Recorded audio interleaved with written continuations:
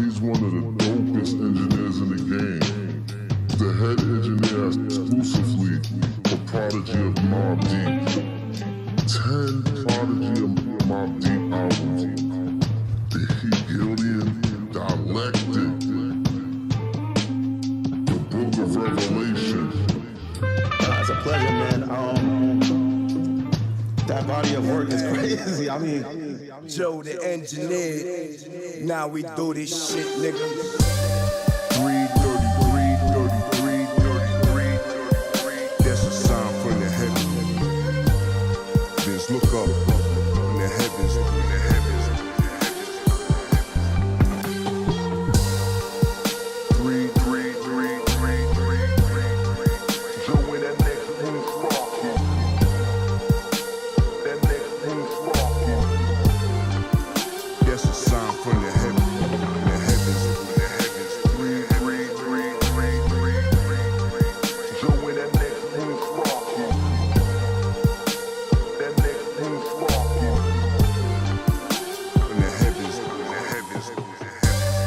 333. That's a sign from the heavens. Just look up in the heavens, in the heavens. Where the fucking weed at? Dopest engineers in the game. One of the dopest engineers in the game.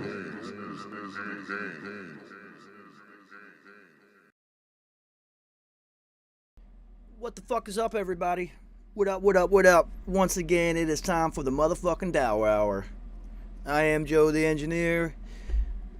You guys are the Dour People, and this is 333 TV. Now, a couple minutes late, but... JR, what up, homie? And the Dour People are early today. I love it. I love it. The Dour People have arrived. Nice hoodie. Thank you. Who fucking made that one? $300 fucking dollars. Come as a flower. Yeah, I love how you go and spend $500 on hoodies and you haven't supported my business once. I love it. How long ago do you think that I bought this? It doesn't matter. I've been running for 2 years now. You don't got no Dour People hoodies. Oh, where are you at? Shit. I was at the hoodie shop today. Because... I must have missed the invitation. In and out. I got too many things. I'm going to Avatar after the Dour Hour. So my time frame today was very truncated. I'm getting deja vu. So, it looks much better. Look at you. Got a light on. Nah, put the light back on. Yeah, keep it like that. Whatever you're doing. I can actually see you. So, yeah, I will definitely do a Davatar. An Avatar review after I actually watch it and whatnot. But yeah, I'm super fucking hyped. Going to watch Avatar in 3D IMAX. It's going to be fucking dope. About to dour myself to fucking retardation before I go. 3.5 hours long. It's a long one. You're going tonight? Yep. Where's the theater? Over by Marine Park.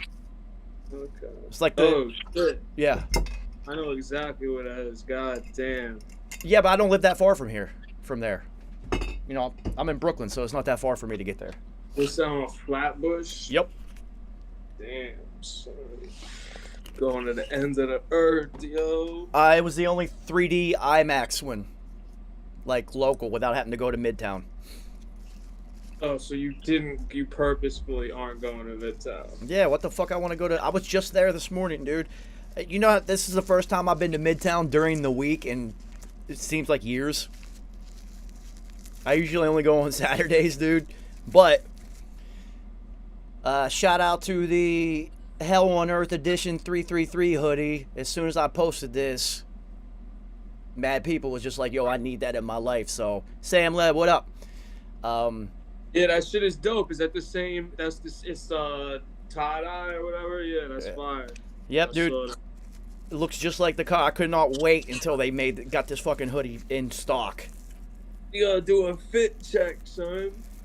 I mean, you know, I only wear my own brand, so my fit's always the same.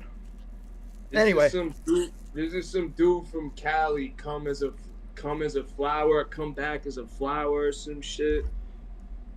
Yeah, you paid $300 for it. You'd be surprised to know exactly how much that hoodie was wholesale.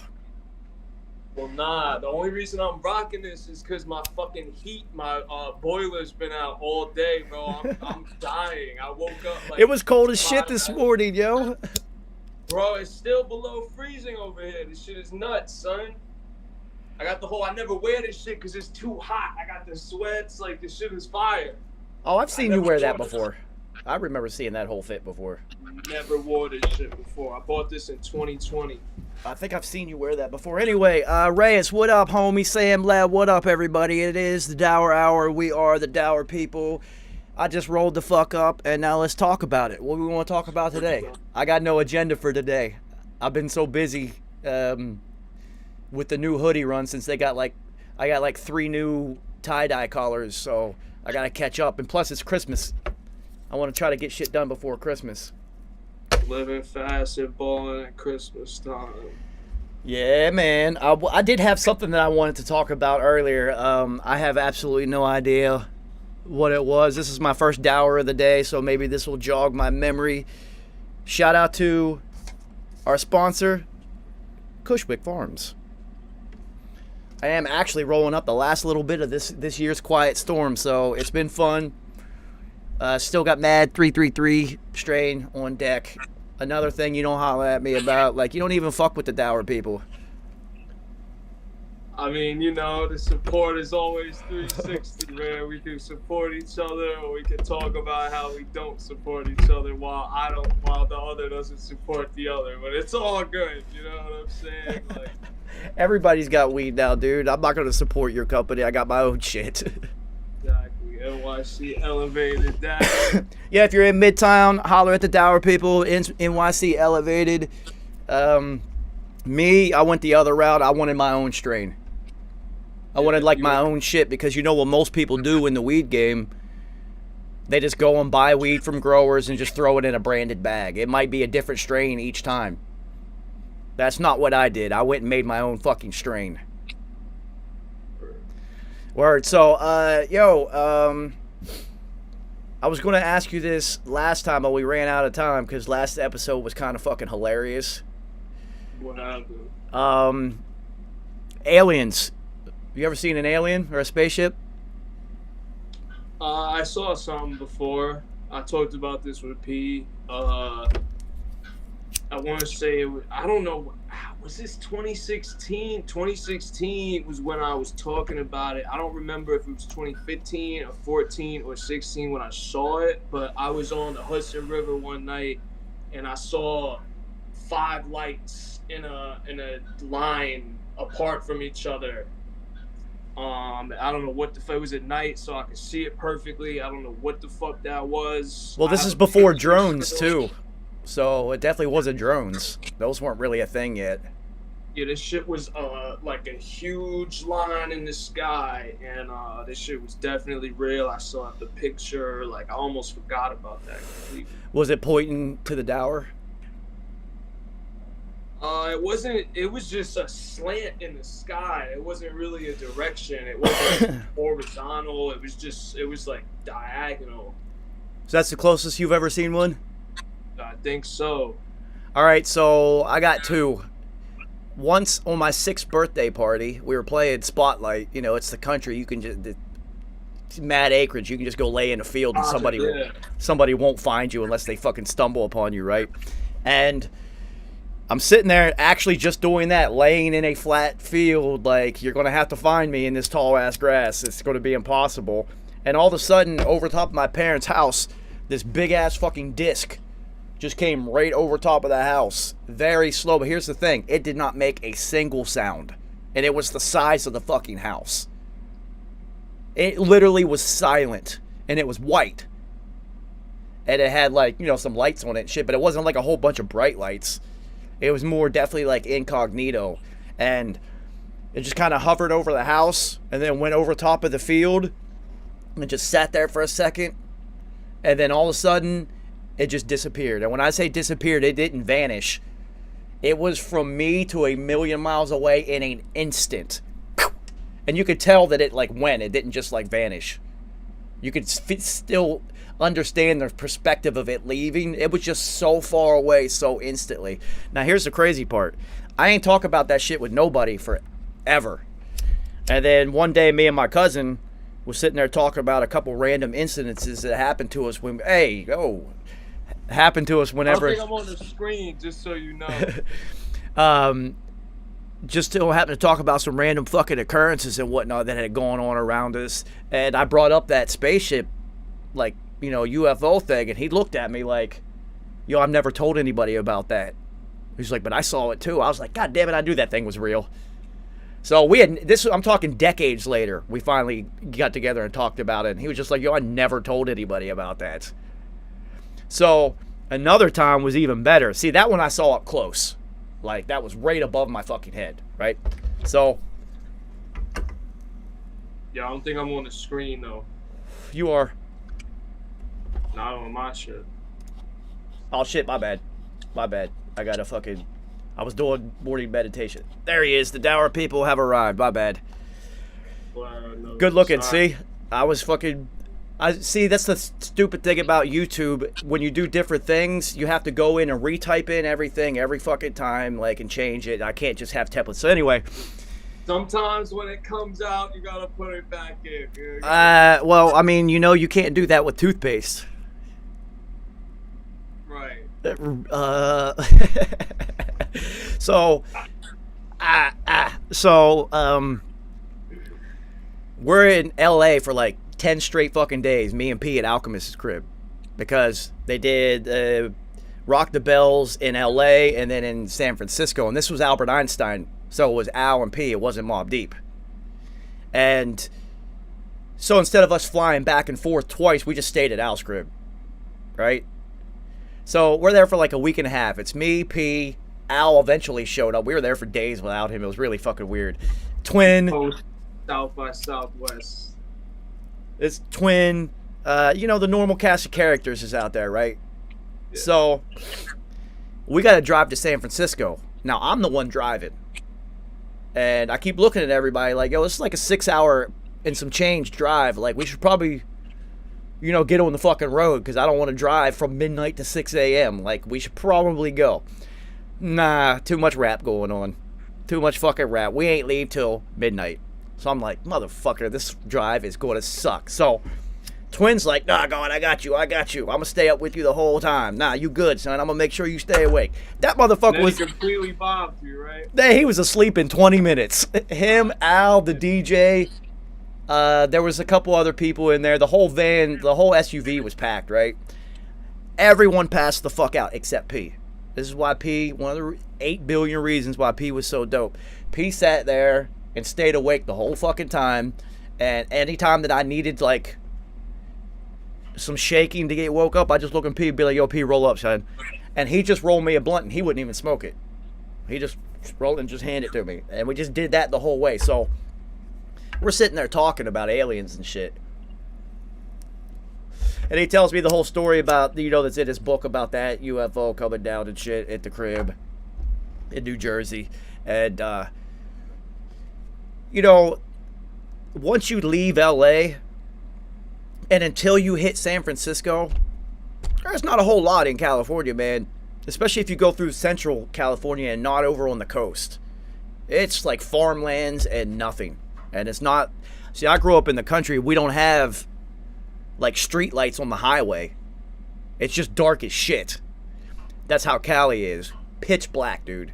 It's pitch black. But you can see every star. It's pretty cool because you don't get that in New York. So anyway, we're sitting there talking about aliens and spaceships. And I'm like, yo, P, I bet you we see one out here. I bet you we'll catch one out here because this would be the one place you could actually see it. Hours go by.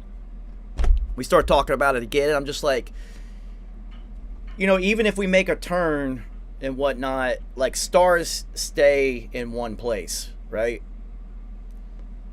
There was this one bright-ass light that was a little bit brighter than the rest of them to the left of the rearview mirror. And that shit did not stay in place. It stayed beside the mirror.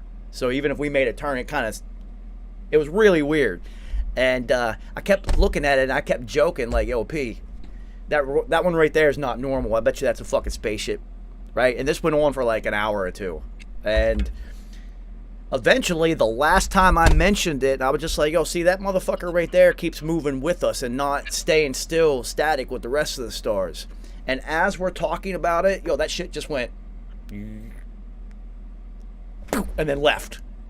Like, instantly. Like, it's, who knows how far away it was, so it definitely wasn't actually slow moving. But we watched it as we're talking about it move across the windshield, essentially, and then just fucking take off. And I just looked at him and was just like, I fucking told you, dude.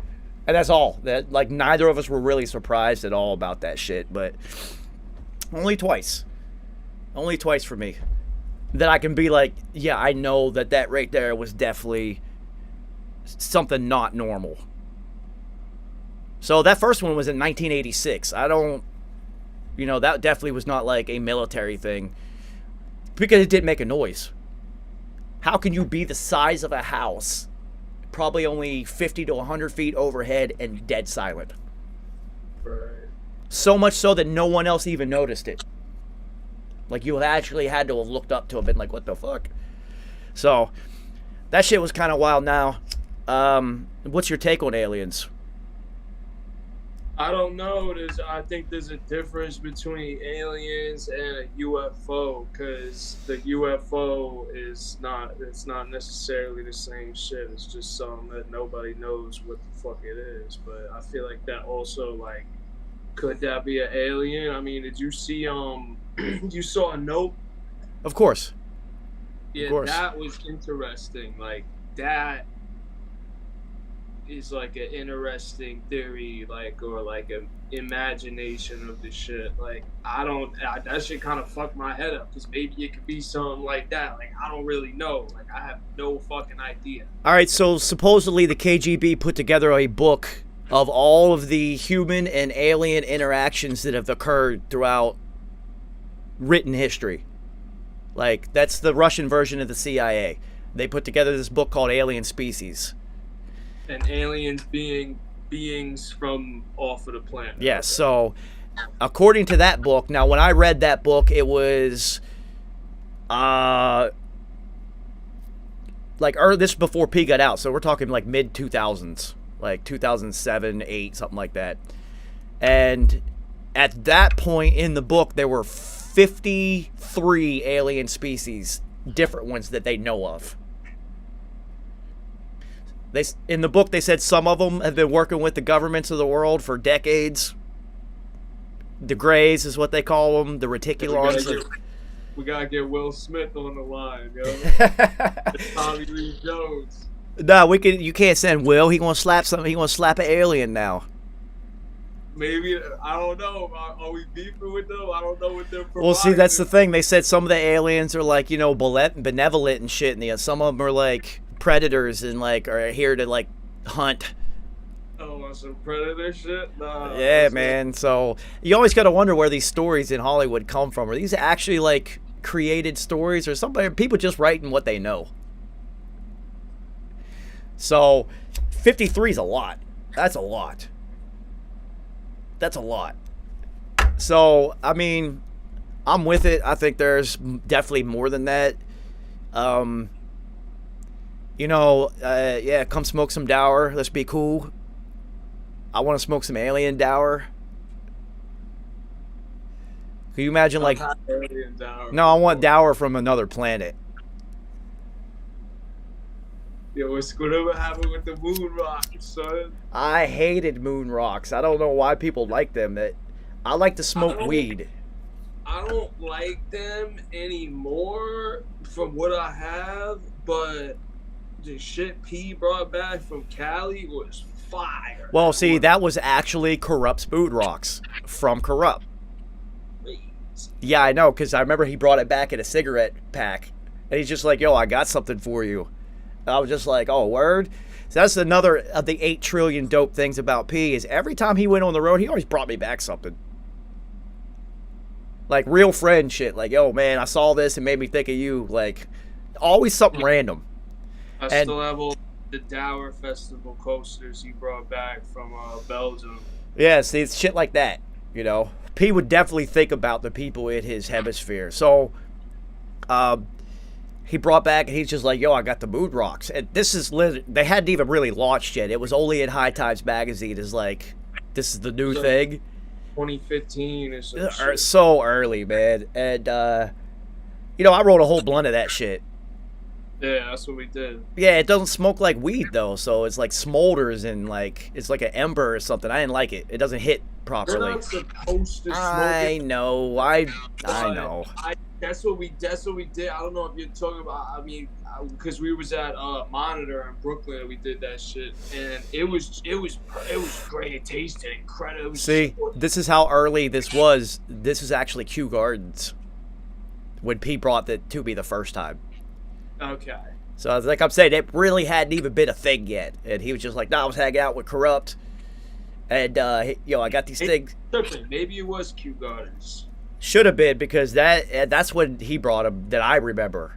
The first time, anyway. If you only anyway. brought him once, then that was obviously the same time. Well, I don't know, because after the first time, I was just like, I don't like this shit. Right.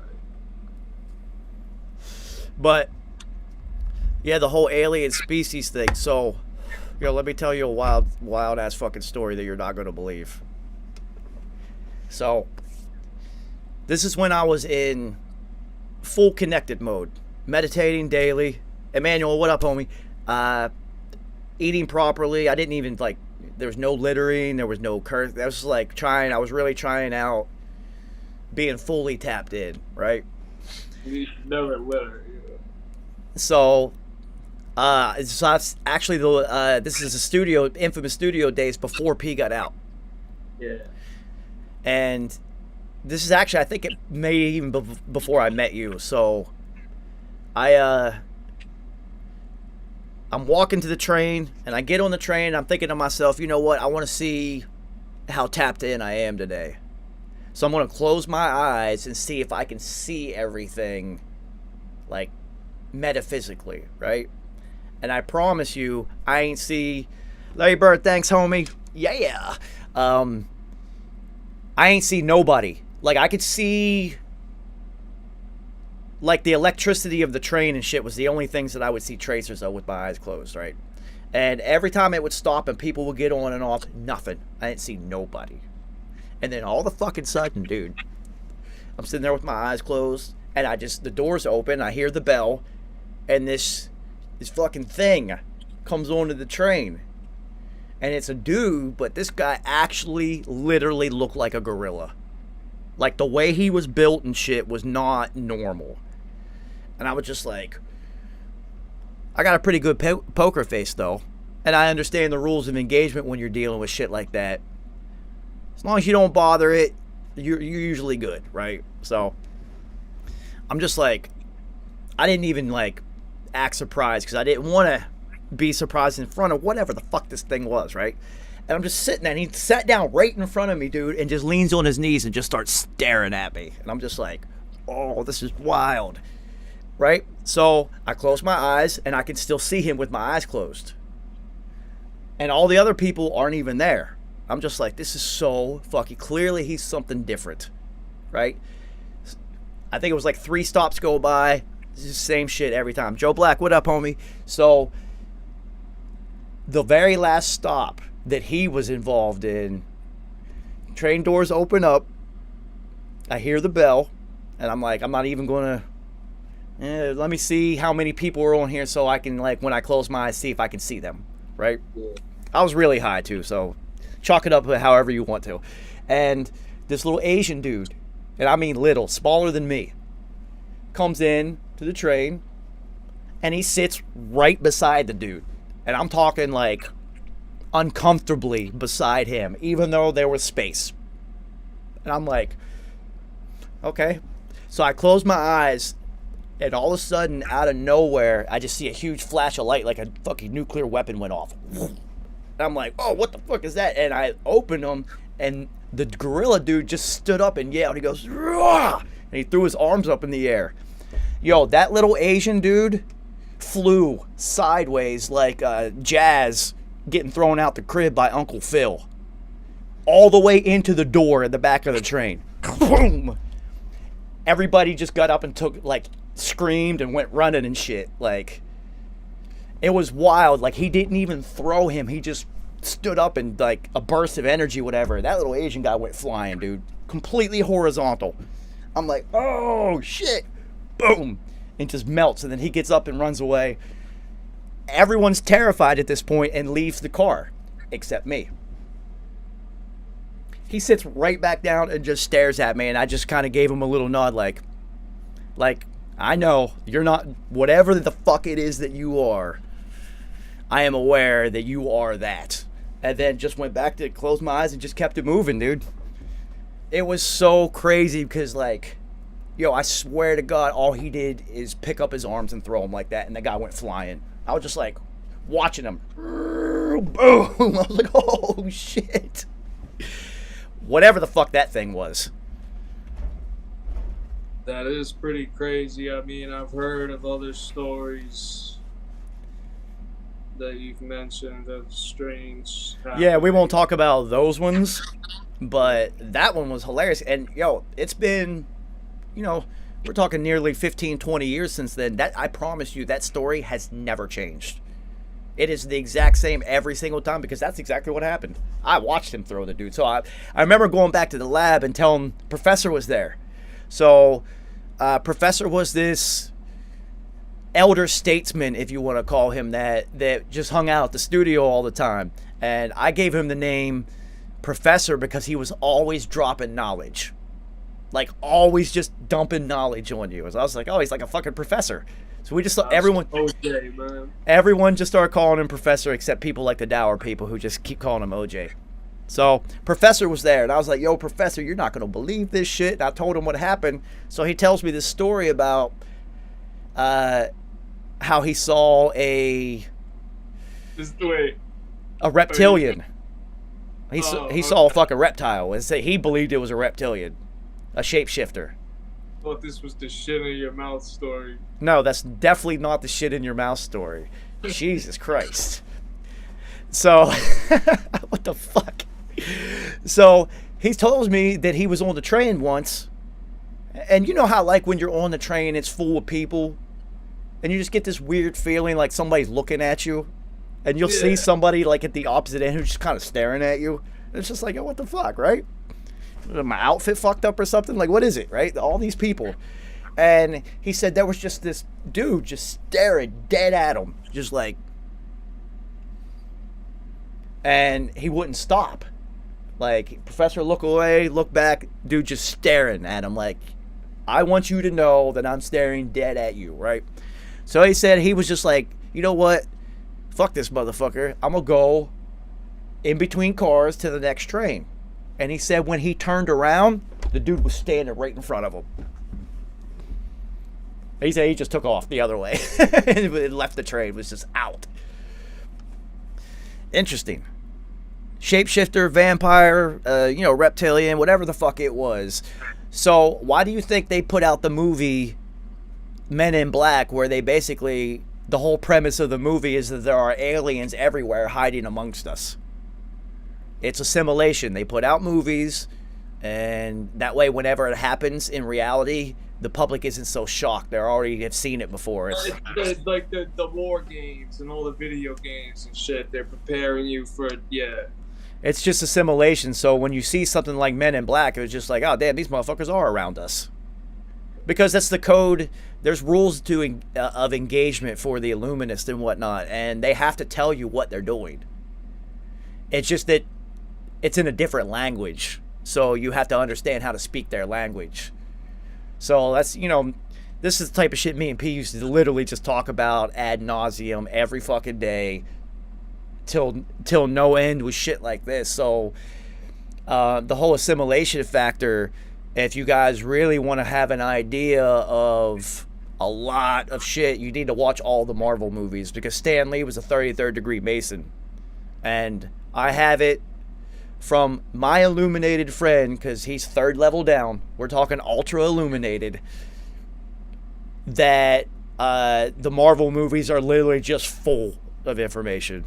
Like, all of it. The comics, the movies, all of it's just loaded with all the shit that Stan Lee knew. It's just you have to be able to speak the language. So, Right.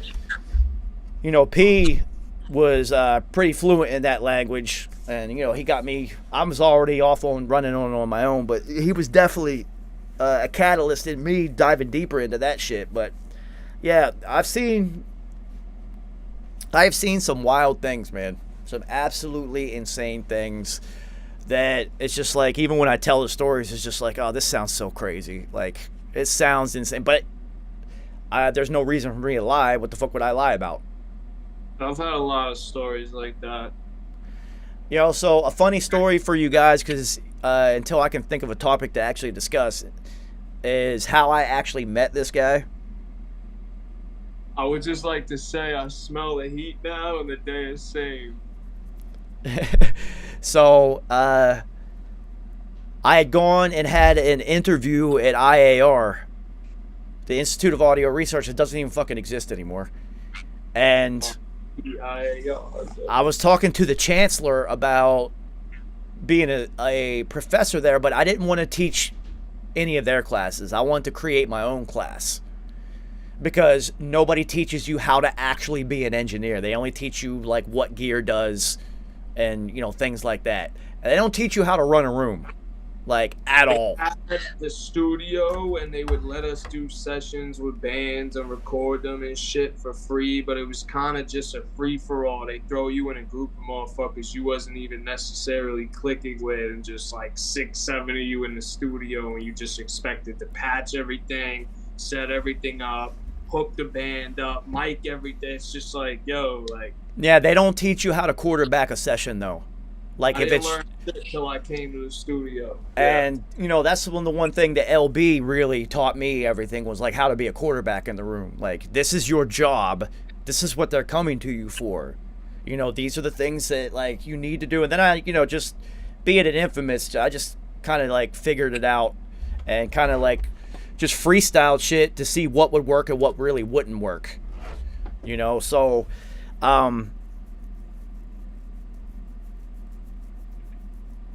So the chancellor's just like, this is a really good idea. I understand what you're saying. This makes sense. Blah, blah, blah. We should do this. And honestly, I just never went back to do it. I just was like, nah, P's getting out soon. Like, I don't want to do that. I'm just going to do this. This is what I'm supposed to be doing, right? So I walk out of IAR, and there's a group of students smoking cigarettes on the sidewalk and shit. And they're debating about Mobb Deep. And everyone, since P was in jail, everyone's just like, yo, Mobb Deep's washed. It's a wrap for them. P's locked up. Everybody's going to forget about him, blah, blah, blah. Except that guy. That guy right there was defending Mobb Deep to the death. So I literally just walked up into the group, and I looked at everyone. Then I looked at him, and I said, yo, you want a job? He's just like, what? I was just like, yo, I happen to actually run the Mobb Deep studio. Do you want an internship? You go to school here, right? You need an internship. You want to be an intern at the studio. And not a single person in that group, except your homie, whoever the fuck that guy was, who came for one day at Infamous and never came back. Yeah, my dude Jay, I don't know. He kept disappearing. I don't know what his deal. Yeah, we don't know what happened to him. He came for one session and never came back, and nothing wild even happened. So that wasn't like he got. Have those the dust head dudes you were talking about, or was that someone else? That was somebody else who had that and never came back. So I'm just like, yo, you wanna be an intern and shit. And he's just like, yeah, word. I don't know why you believed me, because nobody else did. Well, it was cool because they would offer you internships there. Like, they would talk about, like, oh, you go to daddy's house. Now, pause. That was, for anyone who doesn't know, that was Puffy shit. But they just tell you all this shit, feed you kind of. People would be like, oh, they just tell you this. Like, nothing really goes down. Like, you got to be really lucky. You're really pursuing other shit. But, yeah, you're talking about, like, the one studio that I would have actually, like, the whole shit was still mad crazy to me. I'm just like, yo, this is wild. Yeah, I mean, I imagine it's funny. I can't remember what it was like because I was fucking high and busy. But, like, when you actually walk through the door and got confirmation visually, like, oh, this is actually the Mobb Deep studio. Fuck. Probably felt pretty good about yourself. Huh? I said you probably felt pretty good about yourself at that moment for making that decision. Yeah, I mean, son, like like ever since I saw and Pete talked about it in a song, he was like, yeah, like Slim Shady made us legendary with his movie. So like that kind of brought Mobb Deep to the whole next generation with the 8 Mile shit, with all the shook ones and all that. And so that was like my shit, bro, since I was like 12 years old. And we had all the DVDs like Infamous Allegiance, so I would see all this shit. I'm just like, yeah, this is, you know what I'm saying? So yeah, when I actually get there, I'm like, yo, there's no way this is the same. This is not the place that I'm trying to be at. Well, it was. But it's crazy, Yeah, the rest is fucking history. So yeah, I had there was this one intern that I hired, and I literally did this on purpose. I did nothing but talk about the wildest conspiracy theories possible for like 4 straight hours. Yo, he never came back. Nobody came to the studio. There was nothing to do, so I was just like, yo, I want to see what'll happen with this one. And he probably a good dude. I don't fucking know, but like I just went in for like 4 straight hours. I think the only thing he did is like, yo, go get me a blunt. Go get me a Dutch in an Arizona. Come on. Here's $2. Go get me my shit. That's about the only thing. But he never came back. I had a couple interns before you, way before you. I had one fall asleep during the session. Woo. Woo. Oh, was I mad. Oh, was I so mad at him. how does that even happen? Would you loop the beat and go sit on the couch or some shit while they writing? Like, how does that even happen, bro? Yeah, I have no idea. I guess he couldn't handle the weed at that level. And I kicked him out immediately. I was just like, no, you're not coming back here. Like, you can't handle this space. So, being a quarterback at Infamous Studios is different than any other studio on the planet. I can personally guarantee you that. That shit was fucking wild. That shit was wild because all of Team Infamous knew where it was at. So they're just constantly showing up at random fucking times. Like, now the 3.5 years that P was locked up and I was running that shit, even crazier because I'd have sessions in there and people would just randomly show up.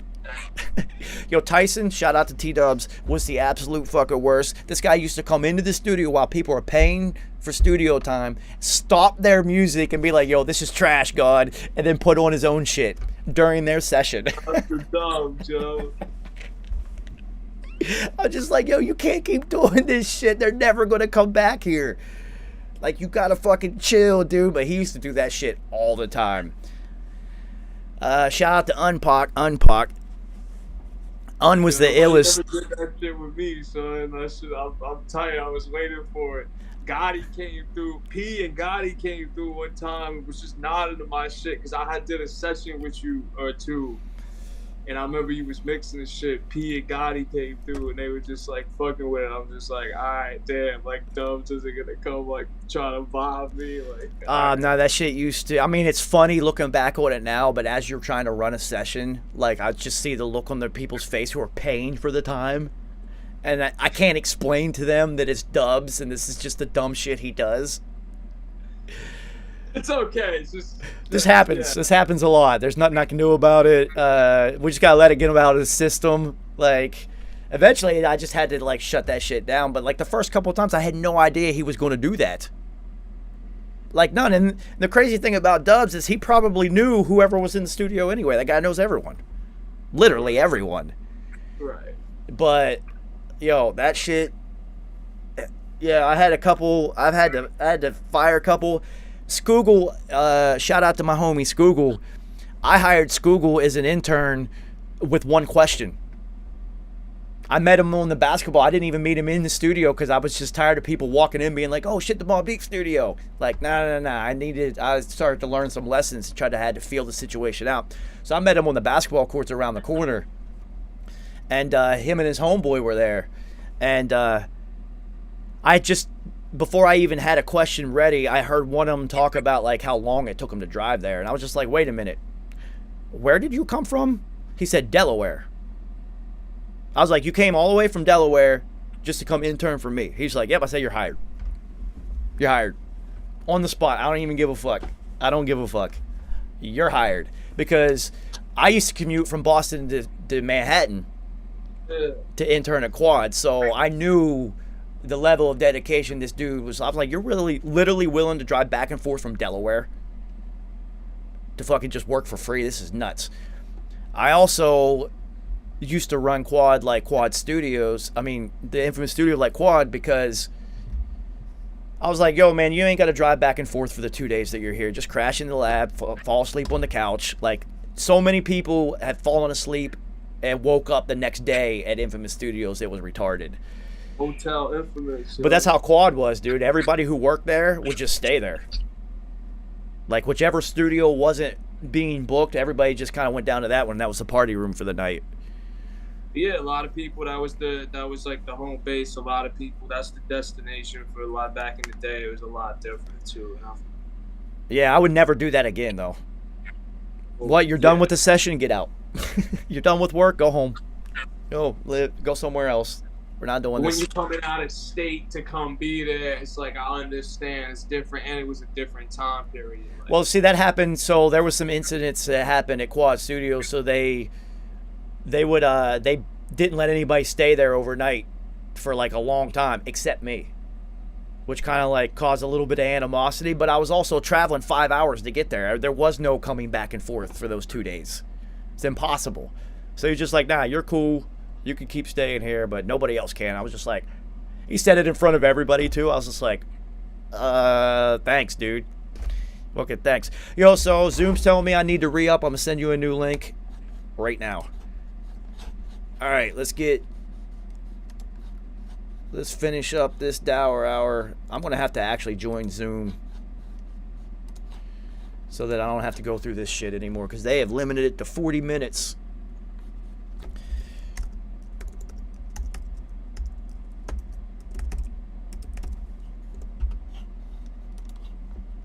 Yeah, so I actually used to commute 5 hours from Boston to Manhattan to work for free at Quad Studios. That's how I got started. And that was a way, I knew if I did that, then no, I could learn how to be a dope engineer. I'll figure it out. But that was my way of letting people know, like, nah, I'm really serious about this shit. I mean, I dropped out of med school to do that. So that 5 hour commute to work for free opened a lot of doors. And then, you know, the fact that I worked at Quad actually got me hired at Infamous Studio, because when I met Fly, and I told him, I was just like, yo, you know, I engineer, blah, blah, blah, I'm dope. And he's just like, oh, word, because I'm sure everybody says that they're dope and shit. And I was just like, yeah, I used to work at Quad. He said, oh, word. The look on his face, the expression changed immediately. He said, oh, word. Immediately took me serious at that moment. So, you know, whenever I met Fly the very first time, I told him, I was like, yo, I engineer. I'm kind of fucking dope at this shit. Like, I knew what he did. I knew he, like, had the Mobb Deep studio, and I was just like, yeah, I definitely want to go work with Hav. And I was like, I'm dope, man. Like, you should let me come, like, let me show you what I can do and shit. And he was just like, you know, oh, yeah, what? Oh, word, like, you know, completely, like, blowing me off. Until I told him, I was like, yo, you know, I worked at Quad. As soon as I told him I worked at Quad Studios, the whole conversation changed. He was like, oh, shit, really? He's like, yeah, you take my number, come over to the studio. It's just that stamp for the first, you know, fucking 5-6 years of my career literally opened every single door. Every single one. People are like, oh, shit, you worked at Quad? Yeah, you know what you're doing then. So Quads, you know. It was the rap studio. Like, every rapper alive who had major label deals was recorded at Quad in the 90s and 2000s. So here's I don't know if I've ever told you this. So this is just the universe putting the path in front of me. So we had to have 180 hours of an internship in order to graduate at the Art Institute. That's a lot of time. That's a lot. So you're going to have an internship for like 6 months out of your final semester. Like, basically your whole last semester, you're going to be working somewhere. Well, Boston's pretty small, and there's one major studio in Boston at the time, and they did the Boston Pops there, like the, you know, that the orchestra that's very famous in Boston. That's where they recorded. That's their studio. And I was just like, I don't want to fucking work on orchestral music. Are you fucking kidding me? I want to make rap music. I dropped out of school to do this shit. So I'm trying to find an internship, having no luck. My homie, Phrase, shout out to Phrase, he comes up to me, he's just like, yo, I found this studio in Manhattan that, like, will let us be interns there and shit. I was like, oh, where we can do this shit together. I was like, this will be dope. I won't be, like, doing this shit on my own. And he's just like, yeah, here's the website and shit. And I looked up their number and I called him. And, you know, got a hold of Willis, and he's like, yeah, you can come in for an interview, blah, blah, blah. And it turns out my homie Phrase never called him. How wild is that? That he never called them. I took the number, called him, and then ended up doing whatever it is I did with myself. Like, completely wild. So I get hired at Quad as an intern, and Willis is just like, yo, you really want to travel from Boston to do this shit? I was just like, fuck yeah, I'll do whatever it takes. And he's just like, all right, give me a call on Monday whenever somebody, we don't need another intern, but whenever one either gets put up to assistant engineer or goes somewhere else or whatever, then I'll start bringing you in. Called him Monday, I got nothing for you. Monday, nothing. Monday, nothing. Monday, nothing. This went on for weeks, and I'm just like, yo, I'm running out of fucking time. I am actually running out of time to get this internship done and shit. So I call him on Monday. I was just like, yo, are you going to put me on or what? And he was just like, I got nothing for you, Joe. So he's like, call me next week. I hung up the phone. I looked at Adiola, my girlfriend at the time. I said, I'm going to New York. She said, what? I said, I'm going. They have to see the look on my face. This phone call shit is not conveying how serious I am about this shit. I said, I'm going to New York. I'll be right back. went to the Greyhound station, bought a ticket. Shout out to the Fung Hua bus. Take it. Fung Hua, rest in peace. Take it. Get on the Fung Hua, baby. $10 to get you from Boston into New York. It was 6 at one point, I swear. Yeah, it was. That's because they were running coke back and forth from Boston to New York. That wasn't just people. So, probably human trafficking too. But yeah, shout out to the Fung Hua bus. Boston and New York and for $10. It was insane. So, I go and I get on the Fung Hua bus. 5-hour trip. I walk over to Quad Studios, which is right in Times Square. The elevator gets off on the 10th floor, which then you get keyed to the studio, so at only 10th floor. Elevator doors open, front desk. Willis, the manager, is sitting right there. Dude, I didn't even get out of the elevator. Put my hand on the wall, said, when the fuck you gonna put me on? He said, you came all the way here just to ask me that? I said, you're goddamn right I did. He said, I'll see you Friday. I never said another word. Door closed, I went right back to Boston. 5-hour trip back. So 10 hours on the bus for 10 seconds of conversation, but I got on. So, like, I was literally with, dude, I was so mad when he kept saying, call me on Monday. I couldn't take it. I was like, no, I'm going. I'm fucking going. I'm going. 5 hours is nothing. Fuck this shit. I'm there. And then it's crazy because I used to count on that trip so that I could actually sleep. I used to try to find the bus that would, like, stop in multiple places on the way so there'd be a longer trip so I could actually fucking sleep. But, yeah, man, the things that you want in your life, if it's really that fucking important to you, you better go after that shit. Like, you better go after that shit. And I was willing to do whatever. Dude, I just dropped out of fucking college. I had 6 classes till med school. Nothing is unrealistic. You just have to go do it. Well, it's whatever. The funny part about it is at the Art Institute after that, like, people, you know, it was like, it wasn't like I was floating. It wasn't me personally. It's everyone else was just like, damn, that's the guy that goes to New York. And then they all found out it was Quad. And then I'm all like, they're all looking at their own internships like, yo, this is some motherfucking bullshit. And I'm just like, are you willing to travel for 10 hours to go work for free? But me willing to do that is how I met LB, because on my first day of work there, I went into the office. I said, yo, I never want to work a session here. This is literally what I told them. That's not why I'm here. I'm not trying to get on your roster to be an engineer and a hired gun or whatever. I just want to learn from the people who really know what they're doing, and then I'm going to go do my own thing. That's my game for him from the beginning. So Roz, RIP to Roz, the old booking manager there, He's like, you need to link up with LB then. LB, Wu-Tang, Roots, Beyonce, like LB's fucking LB. You've met LB before, I think. And so they're just like, yeah, you go hang out with LB, you'll learn everything you need to know. So I found out real quick that LB is a massive Eagles fan, which means he's a football fan. Well, I played college football. I'm a football head. Audio nerds are not sports heads. They typically are not into sports because you're always in the studio. So he was just like, oh shit, like I got another football head. Instantly clicked. And he just started like, yeah, this is how you do this, blah, blah, just basically built me as an engineer. And then Keith, who was Michael Brower's assistant engineer. Now, Michael Brower has won so many Grammys. He's literally like the most famous engineer on the planet at this point. I didn't fucking know. I had no idea. I listen to rap music. I don't listen to fucking Billy Joel. I don't give a fuck. Right? I don't give a fuck. But Keith one day was just like, yo, I need somebody to come down and work with me. And I was just like, I'll do it.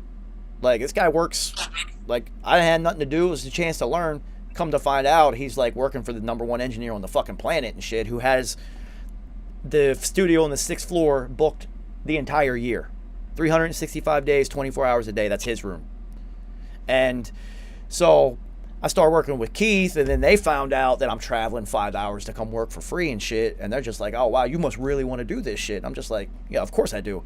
So then he introduced, well, not really, but then I got cool with Michael Brower, that's who I learned how to mix records from. So I literally learned, dude, I had no idea. This is just the universe granting me the knowledge that I sought, because the first time I met him, I was supposed to like take him fruit and his coffee and shit in the morning, because he always got a basket of fruit every single morning. You'd have to go to the like corner store and go get it or whatever. And I took him his fruit. I walked in, he was mixing a record. I walked right up to him. I looked at him, I was just like, what's up, yo? He just looked at me like shocked, because you weren't supposed to speak to him. Like, he's off limit, like, go down, hand him the fruit, and leave. And I was just like, what's up, yo? He looks at me, he looks at Keith and Will. He looks back at me, he was just like, hi, I'm Michael. Let me show you what I'm doing. And just started, like, showing me what he was doing. And then that happened every day until I wasn't there anymore. Like, every morning I'd go down there, I'd just hang out with him. Whatever he was working on, I'd just be like, yo, what are you doing and why? Yeah. And then I told him, we were sitting there one day, I was just like, yo, I'm going to take what you do, and I'm going to go make rap music with it. And he was just like, well, that's a pretty good idea, because nobody does that, because his mixing style is typically, dude, he did the Coldplay album, the XY album. Dude, he's got so many Grammys. Elton John, Billy Joel, Aretha Franklin. Like, he goes way, way back. Yeah, this was 2005, right? Yeah, this is literally 04, 05. Yeah. And, you know, shout out to Michael Brower and shout out to the universe for granting me the knowledge that I sought. So the crazy thing about LB is when I heard the Roots song, Coming to Break You Off,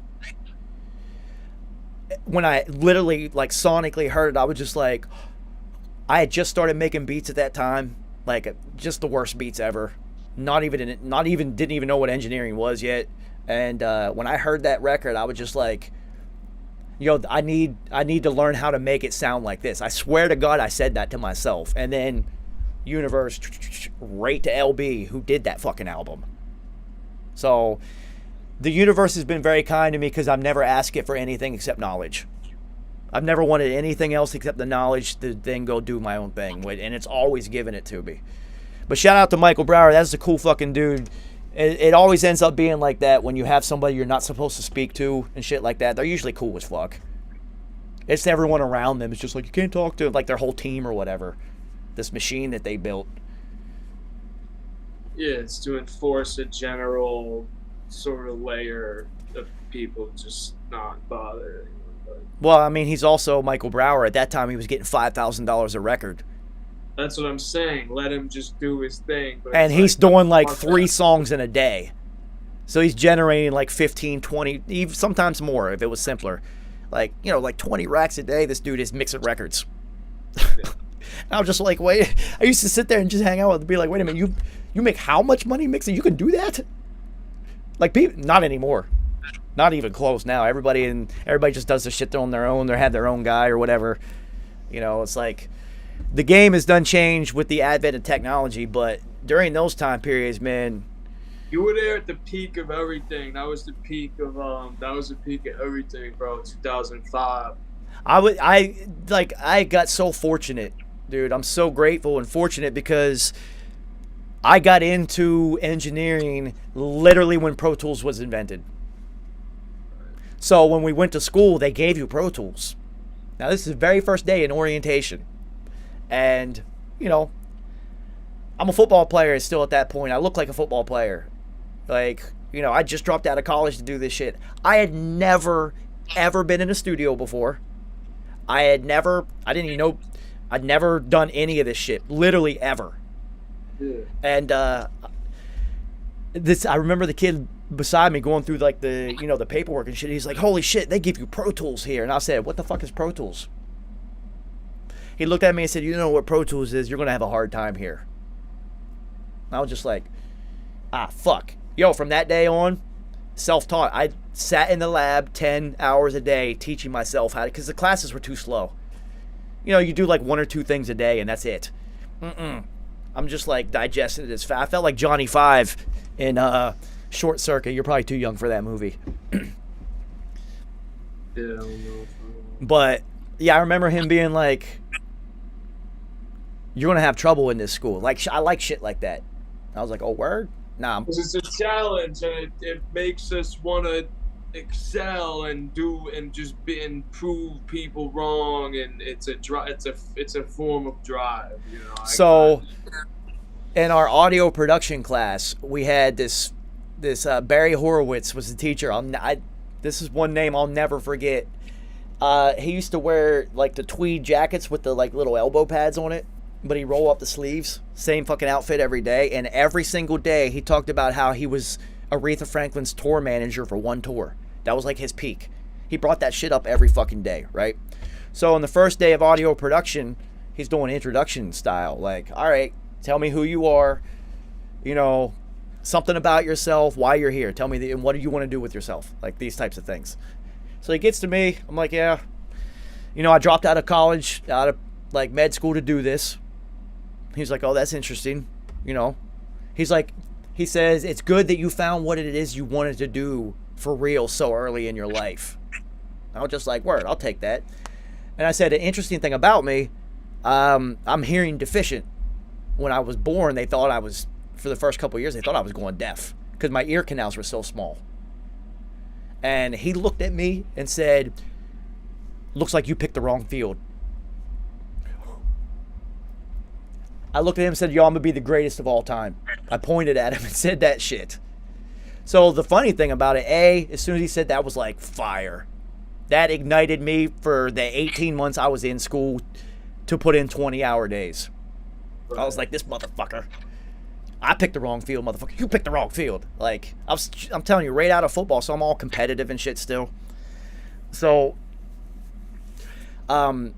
yeah, when I was born, dude, the first word out of my mouth was huh at all times. Huh? I couldn't hear anything.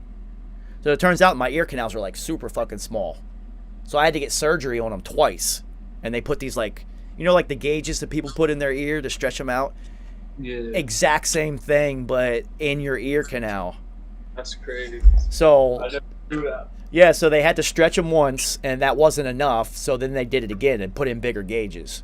Now, the bigger gauges, dude, when those finally popped out and my ear set, everything was so, and still to this day, everything is so loud to me. But those first couple years, dude, it's like I was hearing for the first time. Everything was so fucking loud. So here's the beauty in that scenario, though. Audio school experience again, they're teaching us how to mix records. You know, I'd never even seen any of this shit before. Literally ever. I didn't know what any of it was. The only time I'd ever seen it was that Ja Rule and Pharoah Monch video or movie that they made where they're rappers. Because they just went to a studio and I was just like, what the fuck is this? Like this recording studio, what the fuck is this shit? I want to do this. So anyway, we're in mixing class and Kravitz was the name of the teacher, and John Kravitz, and he's sitting there telling us like the idea of mixing and, you know, playing music with only a couple things in it and trying to tell us to like focus on the snare only. And he was sitting there explaining to us how you mix records, and I'm sitting there completely dumbfounded. Like, I am supposed to be doing this shit. The ability to like pick out a sound and then isolate it in your own ears. Dude, I had been hearing like that my whole life because I couldn't hear shit, so I had to learn how to hear different than anybody else did. And it turns out that the way I had learned how to hear is how you fucking mix records. And I was just like, I already know how to do this. First record I mixed, nailed it. Everyone was just like, how long you been doing this? Like, it's the first time I've ever done this. Ever.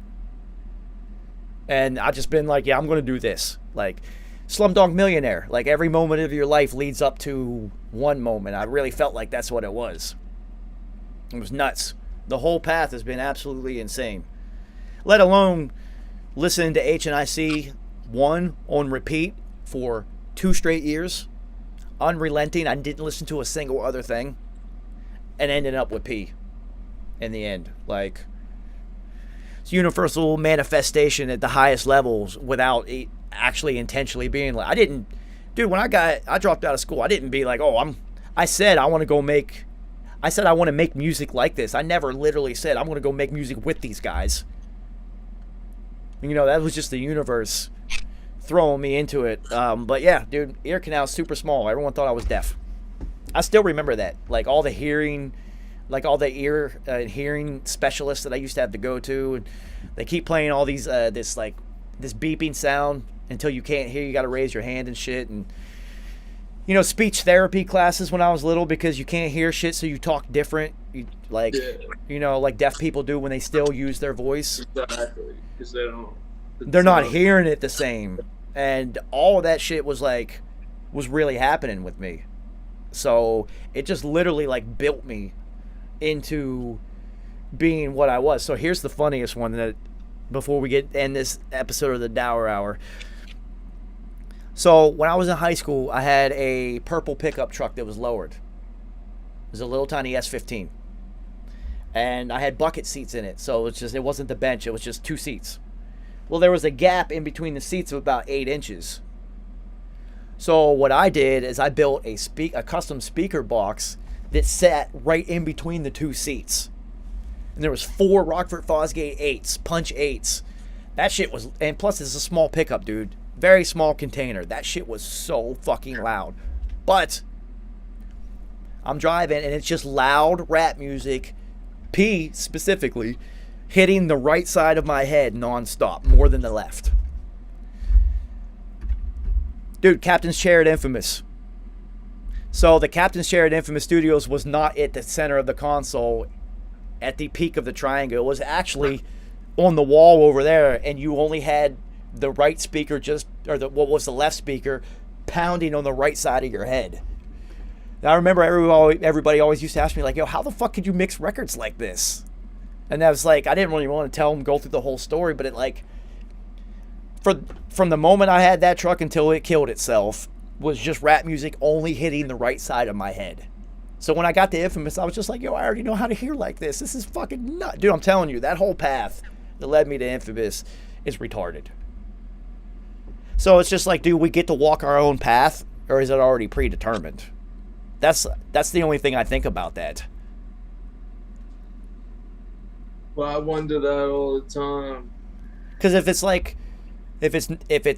it's predetermined, then you know there's no free will. There's like it's already destined and whatnot. So that you lose a little bit of the freedom of it, of anything could happen, which is dope.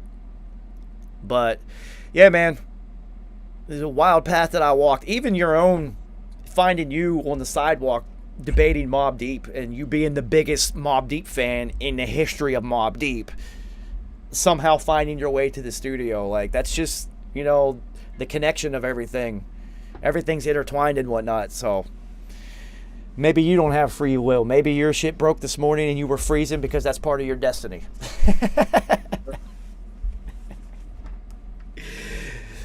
Probably not. This is another Dour Hour where you don't dour. What the fuck is wrong with you lately? It was too QU hectic today, but like maybe tomorrow. We don't want to hear tomorrow. We want to hear about today. All right, this is. I gotta go because I need to eat and get ready to go watch Avatar, which I will let you guys know how it went because I'm fucking hyped. I am hyped. It's gonna be dope. I'm hyped. That one sounds very exciting. Yeah, man. So yeah, everybody. Hell on Earth edition 333 hoodies are now a thing. Hit me up. Shit's fucking dope. I love this one. I'm so happy about how this shit turned out, dude. I love this one. So, yeah, man, I'll see you tomorrow at 3:33. All right, later, Dour people. All right, everybody, I am going to go prepare myself to go watch Avatar. I will let you know how it went, how it is, and how high I